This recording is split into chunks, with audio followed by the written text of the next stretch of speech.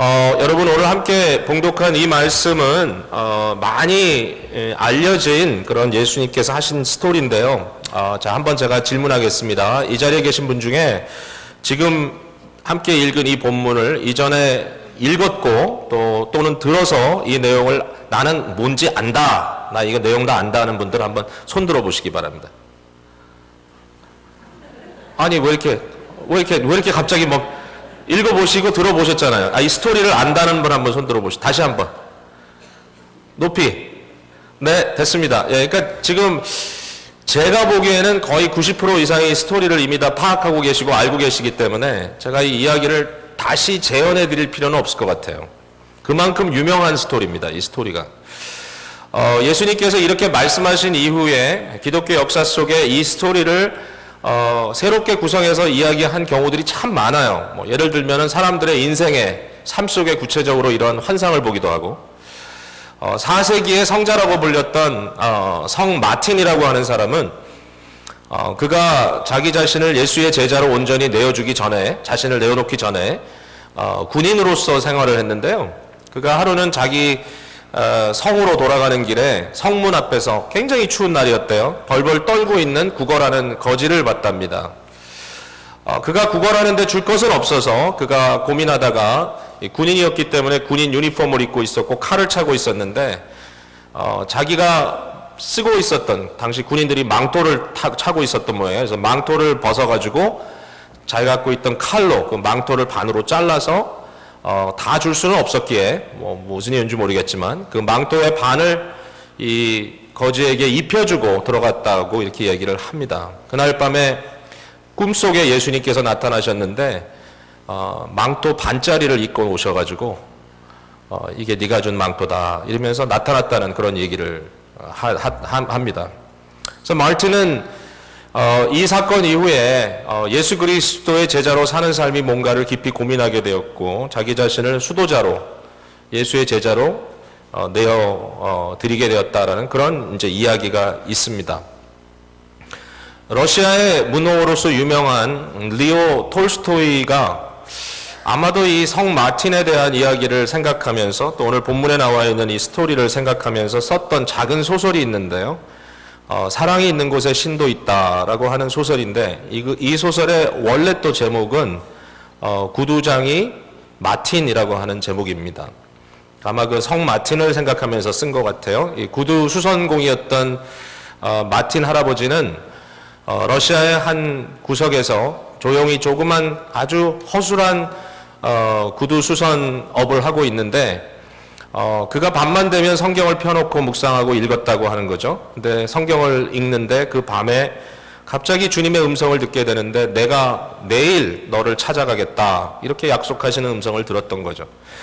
그 다음날 마틴은 하루 종일 예수님이 언제 오시나 그것만 바라보고 예수님을 기다리고 있는데 하루가 지나는 동안에 예수님은 오지 않으셨습니다. 도리어 마틴이 만났던 사람은 길에서 거리를 쓸고 있었던 이 청소부였던 한 노인 한 분과 그리고 허술한 옷을 입고 아마 집 나온 여인처럼 벌벌 떨면서 추위에 어쩔 줄 몰라 하는 한 여자, 그리고 그 젊은 여자가 안고 있었던 갓난아기의 모습을 보게 된 거죠.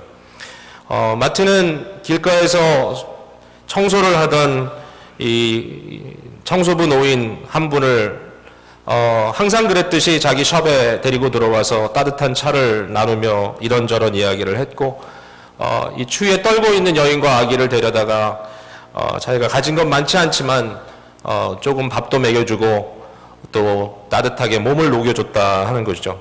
한 어린아이가 사과를 훔쳐서 도망가다가 너무 배가 고팠던지 결국은 사과 장수 주인에게 잡혀가지고 막 매를 맞고 야단을 맞고 하고 있는 그 상황에 마틴은 그 얘기를 듣고 뛰어나가서 그 싸움을 말리면서 예수님의 사랑과 용서에 대한 이야기를 했다, 이렇게 이 소설에 기록되어 있습니다. 그날 밤에 마틴은 너무너무 실망한 모습으로 그러나 역시 하던 대로 성경을 펴놓고 말씀을 묵상하는데 깜빡 잠이 들고 그의 잠든 사이에 꿈에 마치 환상을 보듯이 그날 하루 보았던 청소부의 모습과 이 여인과 어린아기의 모습, 그리고 사과를 훔치고 달아났다 잡혔던 어린 소녀의 모습이 나타나게 되고, 그때 그 주위에서 갑자기 음성이 들리기를, 주님의 음성이었죠. 그들이 바로 나였다라고 하는 주님의 음성을 듣게 되었다는 얘기입니다.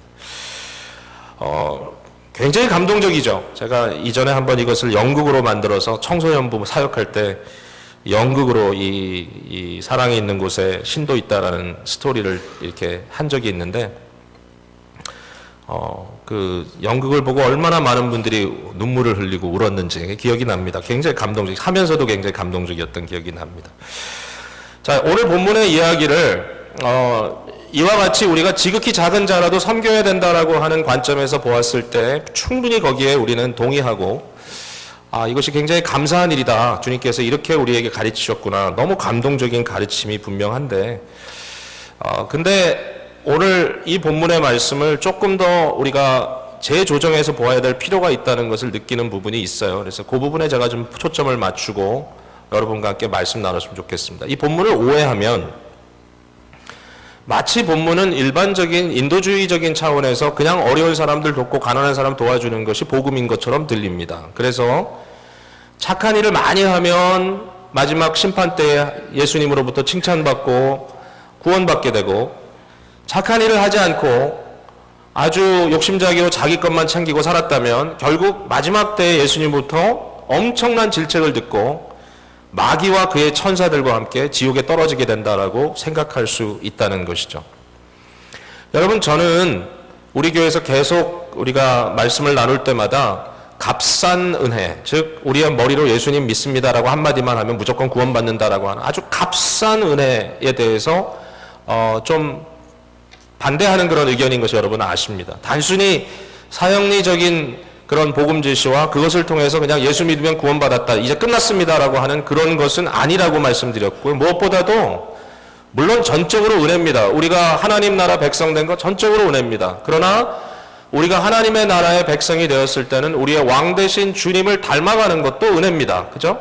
그래서 우리가 은혜로 구원받고 그 구원을 누리게 되는 것, 그 구원을 통하여 우리의 삶이 변화되고 그 변화 자체가 우리에게 얼마나 큰 축복이 되는지, 이 구원에 대한 총체적인 의미를 우리가 알고 있기 때문에 절대로 그냥 아는 정도로 머리로 알았으니까 됐다라고 해서 구원이 됐다, 이렇게 아주 기계적인 포뮬라를 하는 것은 옳지 않다고 생각하지만, 또 반면에 만약에 오늘 이 본문을 보면서 거 봐라, 어디 믿음으로 구원 얻느냐, 사람이 좀 제대로 살아야 구원 얻는 것이고 마지막 날 예수님께 정말 책망받고 지옥에 떨어지지 않으려면 지금부터 눈 크게 뜨고 어려운 사람 도와야 된다, 이제 이렇게 결론을 내리는 데 대해서는 또 하나의 문제가 있을 수밖에 없다는 거죠. 구원론의 문제이기 때문에 심각합니다. 이 본문이 오해되면 아주 인본주의적인 일반 윤리가 되고 마는 거죠. 그래서 과연 주님께서 어떤 의미로 이 말씀을 하셨는가 오늘 한번 깊이 생각해 봐야 될 것 같아요. 예수님은 단순히 가난한 자들을 돌보는 것만 이야기하신 적은 없어요. 가난한 자들을 돌보고 어려운 자들을 돌보는 것은 굉장히 중요하지만 그 당시에 유대인들에게 있어서 구제하는 일은 그들의 영성에 굉장히 중요한 부분이었음이 분명하지만, 그러나 예수님은 어떨 때는 똑부러지게 바른 말씀하셨습니다. 예를 들자면 이게 오늘 본문이 앞뒤와 연결되는 거 아니겠어요? 종말의 심판을 얘기하시고 26장으로 넘어가면서 예수님 이제 십자가에 달리시는 고난의 아주 그냥 완전히 치달아 가시는 그런 내용이 이제 나오는데, 예수님께서 어느 그 시몬이라고 하는 사람 집에 가서 식사를 하시는데 한 여인이 값비싼 향유를 들고 와서 예수님께 그 향유를 부어드립니다. 이 향유가 얼마나 양이 많았고 그리고 얼마나 값비싼 거였는지 이 모습을 보고 제자들이 막 화를 내요. 그 중에 특별히 가룟 유다는 계산이 빠른 사람이잖아요. 요한복음에 또 증거되어 있습니다만은 그가 이걸 딱 보면서 하는 말이, 이 정도 값어치 나가는 향유라면 평범한 노동자가 1년 벌어 모아야 될 정도의 값비싼 향유인데 왜 이것을 허비하느냐? Why do you waste it? 이것을 만약에 팔아서 가난한 자들을 위하여 그 돈을 나눠줬다면 훨씬 더 좋을 뻔하였도다. 이렇게 이 제자와 가룟 유다가 얘기할 때 예수님께서 뭐라고 답하셨습니까? 그때 만약에 예수님께서 오늘 읽은 본문의 내용과 아주 컨시스텐트하게 얘기를 하셨다면 이렇게 얘기하셨을 거예요. 제자들아, 역시 너희들이 오랫동안 한 3년 따라다니더니 이제 제정신이 들었구나. 이제야 너희들이 올바른 생각을 하는구나. 맞지? 가난한 자들을 위하여 나눠주는 것이 곧 나를 위하여 하는 것이니까 당연히 그렇게 해야지 왜 이 값비싼 향유를 여기서 이렇게 허비하느냐라고 야단을 하셨을 텐데 그렇게 안 하셨어요. 예수님께서 뭐라 하셨죠? 말씀하시기를 가난한 자들은 항상 너희와 함께 있다. 즉 도란 말이죠. 그러나 이것은 그들에 대한 것이 아니라 나에 대한 것이다. It's about me. 나와 나의 죽음에 대한 것이기 때문에 그 여인을 탓하지 마라. 복음이 전파되는 곳마다 그 여인의 이 드림이 반드시 기억되어야 될 것이다 라고 얘기하셨거든요. 자, 무슨 얘기입니까? 하나님의 말씀은 그리스도 중심으로 풀어야만 답이 나옵니다. 만약에 예수 그리스도의 초점을 비껴가는 다른 어떤 나의 어떤 인본주의적인 어떤 국률 베품과 그러한 구제가 중심이 돼서 그것이 나의 종교가 된다면 그 종교는 사실은 설 수 있는 권위가 없습니다. 예수님이 중간에 들어가야만 합니다. 그래서 오늘 본문을 잘 봐야 된다는 거예요. 자, 여러분 한번 따져봅시다. 세상이 어떤 근거로 심판을 받습니까? 언뜻 보면 착한 일 하면 천당 가고 잘못하면 착한 일 못하면 지옥 백성 되는 것처럼 그려져 있지만 사실은 주님은 잘 들여다보면 주님의 포커스는 자기 자신입니다. 뭐라 그러시죠? 예수님께서 말씀하시죠? 내가 줄였을 때 너희가 먹을 것 주지 않았고 내가 목말랐을 때 너희들이 마시게 안 하였고 내가 병들었을 때 너희가 나를 케어 안 했고 내가 옥에 갇혔을 때 너희가 나를 찾아오지 않았다. 사람들이 얘기해요. 언제 주께서 그런 일을 당하셨습니까? 언제? 예수님께서 말씀하시죠.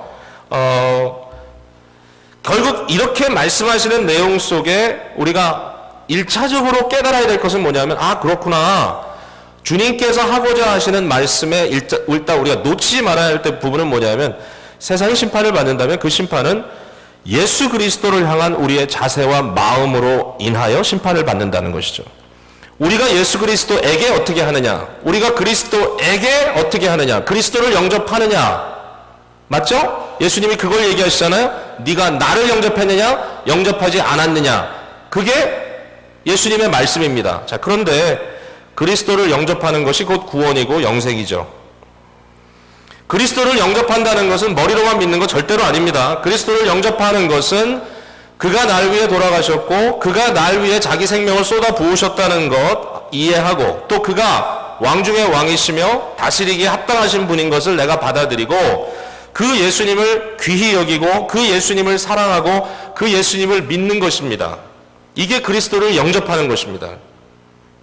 그러니까 오늘 본문의 전체적인 스트럭처는 마지막 심판 때에 그리스도께서 우리에게 뭐라고 얘기하시냐, 네가 나를 영접했느냐 영접하지 않았느냐 이걸 질문하신다는 말씀이죠. 자, 그런데 이제 여기에 큰 스핀이 있는 거죠.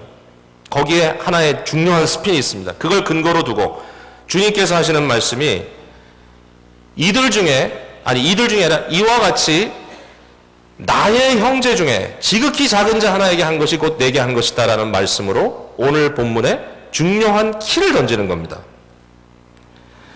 그리스도의 형제에게 한 것이 곧 나게 한 것이다. 나의 형제를 영접하면 곧 나를 영접한 것이고 나의 형제를 거부하면 곧 나를 거부한 것이다. 사실은 마태복음 10장 40절에 예수님께서 이미 제자들을 사도로 보내면서 그 얘기를 하셨어요. 너희가 어디에 가든지 나의 이름으로 가라. 만약에 그들이 너를 영접하면 나를 영접하는 것이고 만약에 그들이 너를 거부하면 나를 거부하는 것이다. 이미 얘기하신 내용입니다. 그 얘기를 그대로 오늘 본문에 드러내시는 겁니다. 이게 중요한 스핀이죠. 기본적으로 구원은 예수 그리스도를 향한 우리의 마음과 우리의 자세를 통하여 그 구원의 이슈가 결국은 드러나게 되는 것입니다. 내가 그리스도를 사랑하는가, 내가 그리스도를 영접했는가, 내가 그리스도를 믿는가. 여러분, 이 부분에서 여러분 절대로 페일해서는 안 됩니다. 예수 그리스도를 전적으로 의지하시는 여러분들 되시기를 간절히 바랍니다. 그런데 그리스도를 영접한다는 그 일에 대한 중요한 어플리케이션입니다. 적용. 과연 그게 무슨 의미냐라고 했을 때 눈에 보이지 않는 그리스도를 사랑한다는 것이 눈에 보이는 형제를 사랑하는 것으로 나타난다는 것이죠. 자, 근데 여기 형제라는 말을 여러분 오해하지 마세요. 형제는 그냥 일반 세상을 얘기하는 게 아닙니다. 여기 나오는 형제는 예수님의 제자들, 예수님의 백성들을 의미합니다. 즉 교회입니다. 그냥 마구잡이로 얘기하는 게 아니에요. 아무에게나 하라. 물론 해야 돼요. 나중에 이제 결론적으로 얘기를 하겠지만 우리가 선한 일을 다 해야 돼요. 그러나 오늘 본문이 강조하고 있는 건 뭐냐면 내 백성입니다. 내 형제, 나의 제자. 나의 제자가 목마르고 있을 때 누가 그에게 물을 주느냐? 나의 제자가 배고파 있을 때 누가 그에게 먹을 것을 주느냐? 나의 제자가 병들어 있을 때 누가 그에게 돌봄을 주느냐? 나의 제자가 헐벗어 있을 때 누가 그에게 옷을 입혀주느냐? 나의 제자가 옥에 갇혔을 때 누가 그를 방문할 것인가? 예수님은 지금 자기 제자에 대한 얘기를 하고 있습니다. 자, 왜 이런 말씀을 하셨는가 이거죠. 왜 이런 말씀을. 이건 이제 깨달아야 되는 거죠. 왜 예수님께서 종말에 대한 이야기를 하다가 마지막 부분에 이런 말씀으로 종말에 대한 이야기를 결론을 내리시냔 말이죠. 그 이유는 예수님이 여기에 제자들에게 이미 그렇게 하셨지만 예수 그리스도로 인하여 제자들이 장차 받을 고난이 크다고 하는 것을 예고하시는 겁니다. 너희는 고난을 받을 것이다 라는 거예요. 제자들에게. 지금 제자들이 듣고 있어요. 지금 얘기를. 제자들이 듣고 있습니다. 너희들은 고난을 받을 것이다. 너희에게는 고통의 현실이 있을 것이고 너희들은 핍박을 받을 것이다. 내가 너희를 위하여 먼저 고난의 길을 간다. 이제 나는 너희를 위하여 고난의 길을 향하여 가고 십자가를 지고 결국은 버림을 받고 결국은 죽임을 당하고 무덤에 던짐을 받고 그러나 나는 부활할 것이다. 너희가 세상에서는 환난을 당하나 두려워하지 말라. 왜냐하면 내가 세상을 이겼노라. 그러나 내가 너희에게 알려주고 싶은 것은 너희가 나의 제자라면, 네가 나의 참 제자라면 너희가 세상에서는 나로 인하여 받는 고통이 반드시 있을 것이다. 그 고통 때문에 너희가 목마를 수도 있고 배고플 수도 있고 병들 수도 있고 옥에 갇힐 수도 있고 헐벗을 수도 있을 것이다. 세상이 너희들을 그렇게 만들지 모른다. 여러분, 이 말씀을 들은 제자의 마음이 어땠을까요? 한번 생각해 보세요. 그리고 저와 여러분이 이 말씀을 들으면서 어떤 느낌이 듭니까? 만약에 저와 여러분 생각에 이 말씀은 나는 환난도 고난도 아무것도 없으니까 정말 이렇게 마음에 느껴지지 않는다 그러면 조금 분발해야 될 부분입니다. 왜냐하면 내가 그리스도를 위하여 희생하고 자처하여 고통당하는 부분이 있는가? 사실 이렇게 얘기하기는 좀 부끄럽긴 해요. 사실 우리 모두가. 그럼에도 불구하고 예수님의 제자이기 때문에 나의 삶에 어떠한 가치관의 변화가 있었고 예수님의 제자이기 때문에 내가 세상과는 다른 무언가를 지금 쫓아가고 있다. 그것으로 인하여 세상이 나를 오해하고 세상이 나를 업신여기고 세상이 나를 별 볼 일 없다고 평가할지도 모른다. 뭐 반드시 선교지로 나가서 뭐 고생한다 소위 말하는 그런 것이 아니더라도 그러나 또 한편 우리가 선교지에 나가서 사시는 분들의 삶의 현장을 보면 그들이 분명히 그들의 몸에 편한 대로 따라가지 않은 것만은 확실해요. 예수 그리스도의 이름을 위하여 그들이 능력이 있든 능력이 좀 부족하든지 간에 그들이 무언가 마음으로 헌신하고 주님의 고난에 동참하려고 했던 부분까지는 인정해 줄 수밖에 없는 게 현실이에요. 사실 그걸 우리가 존중해야 돼요. 그러면 우리는 어떤가? 이 세상 살면서 하루하루 사는 자체가 힘들고 어려운 일이지만 그것에 덧붙여서 예수 그리스도의 제자이기 때문에 나는 돈을 섬기지 않고 나는 명예를 섬기지 않고 나는 세상의 권력이나 세상의 쾌락이 나의 주인이 아니고 나의 왕이 아니기 때문에 세상 사람들이 할 수 있는 것 내가 안 하는 부분이 분명히 있고 세상이 당연히 받아야 될 것을 내가 거부하는 부분이 있기 때문에 크던 작던 나의 삶 속에 어떠한 핍박이 있는가. 바울 사도가 디모데에게 얘기했죠. 에베소라고 하는 아주 음란한 도시에서 목회하는 디모데에게 경건하게 살려는 자마다 핍박을 반드시 받을 것이다. 경건하게 살려는 자마다 핍박을 반드시 받을 것이다. 물론 사회가 얼마나 건전하느냐에 따라서 어떤 사회는 그 핍박이 좀 덜할 수도 있지만 그러나 어느 한순간도 우리가 잊지 말아야 될 것은 뭐냐면 정말 우리가 예수 그리스도의 레디컬한 제자로서의 우리의 모습을 끊임없이 점검한다면 우리의 봉사이든 우리의 헌신이든 우리의 시간을 들임이든 물질을 들임이든 우리의 에너지를 들임이든 무엇이든지 간에 모이는 교회, 흩어지는 교회 어떠한 상황에서든지 예수 그리스도의 이름으로 우리가 우리의 삶에 어떠한 변화가 일어난다면 그것으로 인하여 나에게 discomfort, 편하지 않은 것들이 나에게 닥친다면 그것은 당연한 것이다 라고 예수님께서 예고하시는 겁니다. 이것을 우리가 피부로 느끼지 않으면 사실상 말씀에 대한 은혜가 별로 없어요, 오늘은. 그래서 이게 중요한 거예요.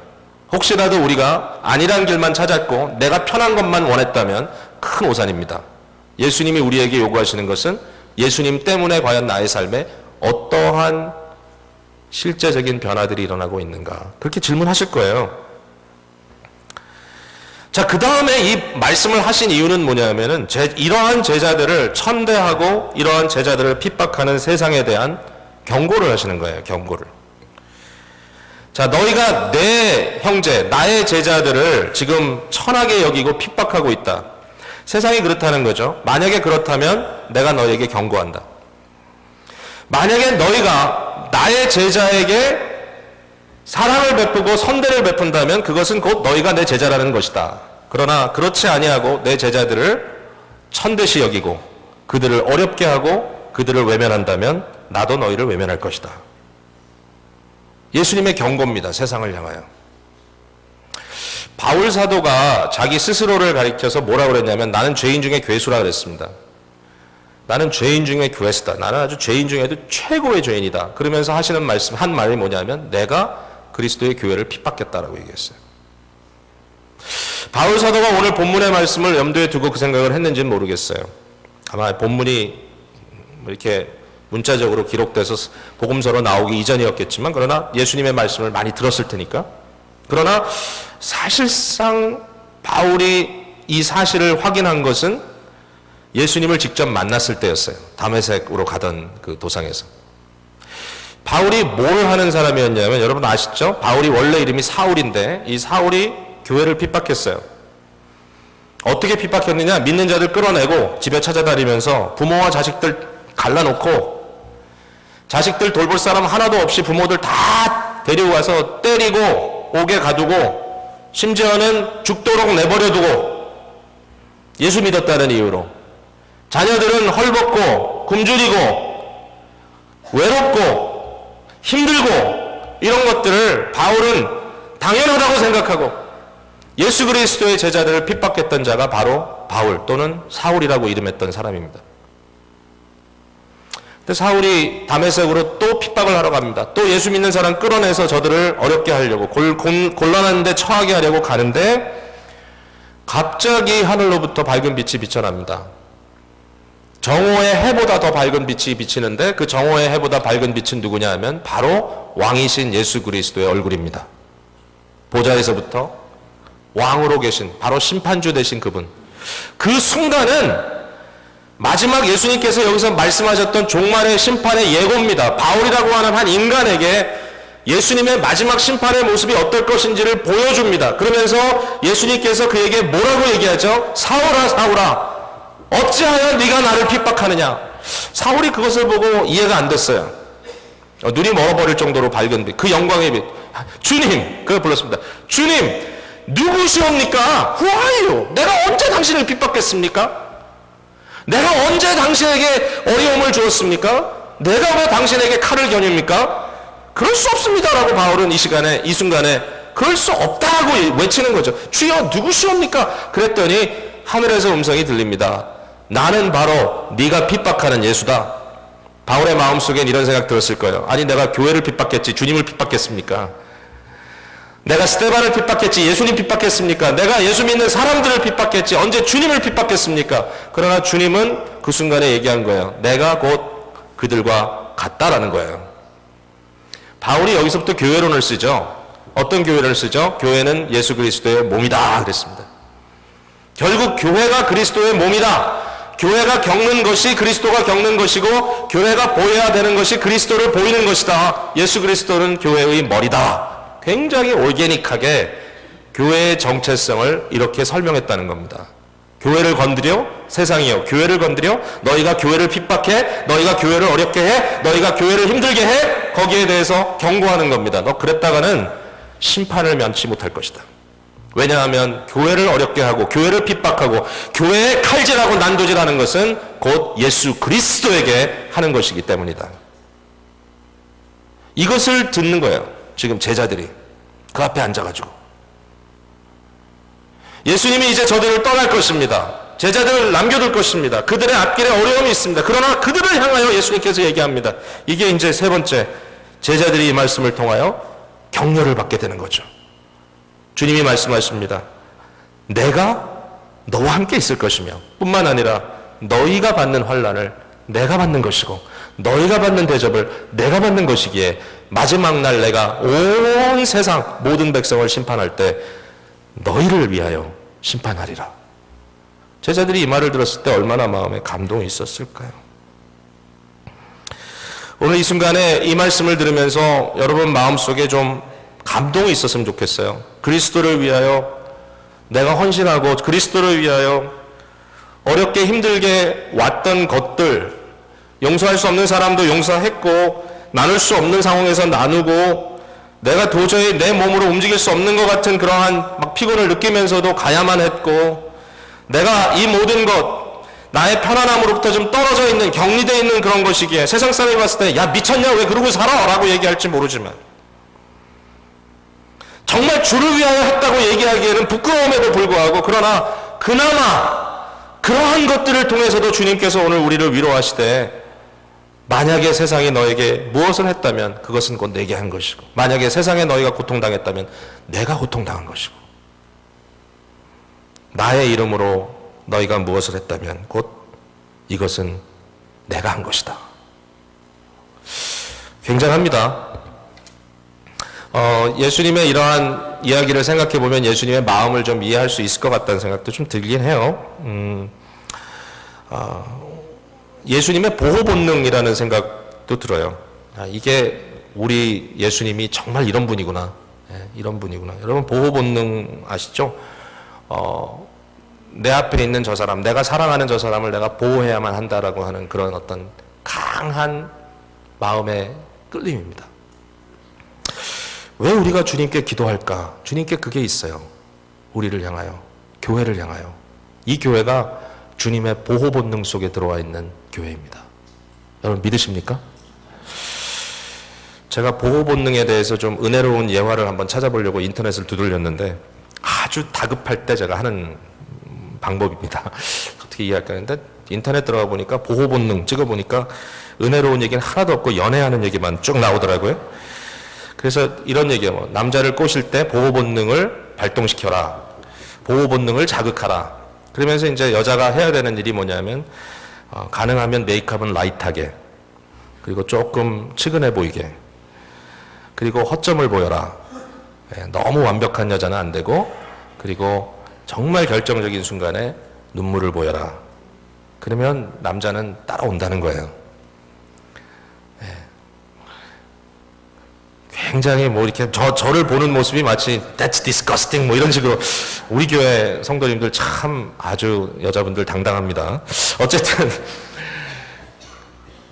근데 그런 건 맞죠. 여러분 보세요. 내가 사랑하는 여인을 내가 보호한다는 거예요. 내가 사랑하는 여인을 내가 보호한다. 여러분 여기 남편들 계시잖아요. 아내를 보호한다는 말이 무슨 얘기입니까? 예를 들어서 제 아내가 A라는 다른 여성에게 또는 어떤 뭐 남성일 가능성은 뭐 많지 않겠지만 어떤 여성에게 막 욕을 먹어요 지금. 막 욕을 먹어요. 그러면 제가 그걸 딱 보면서 제 마음으로 평가를 합니다. 저는 굉장히 이제 이성적인 사람이니까 뭐라 하죠? 우리 아내에게 여보 봐 드디어 올 게 온 거야. 당신이 이것도 잘못하고 이것도 잘못하고 이것도 잘못하고 얘기 들어보니까 틀린 얘기 하나도 없네 뭐. 그건 보호 본능이 아닙니다 여러분. 그게 무슨 얘기죠? 만약에 남편이 그따위로 하면 그건 사랑이 아닙니다. 정말. 근데 저는 좀 그렇게 했어요 옛날에. 요새는 이제 조금 철이 들어가지고 1차적으로 뭐 나중에 문제를 회개하든지 문제가 있는 거에 대해서 다시 생각할 수는 있지만 1차적으로 제가 하는 건 뭐냐면 뭐? 누가 뭐래? 그러면서 딱 얘기하죠. 당신에게 하는 게 곧 내게 하는 것이다. 내가 분개하죠. 아니 이럴 수가 있느냐 이러면서. 그러면 여자는 어떻게 생각하죠? 당연시 생각하죠 그거를. 물론 감동도 좀 하지만 아시겠죠 남편 여러분? 사랑받는 남편이 되는 것은 절대로 아내를 혼자 둬서는 안 됩니다.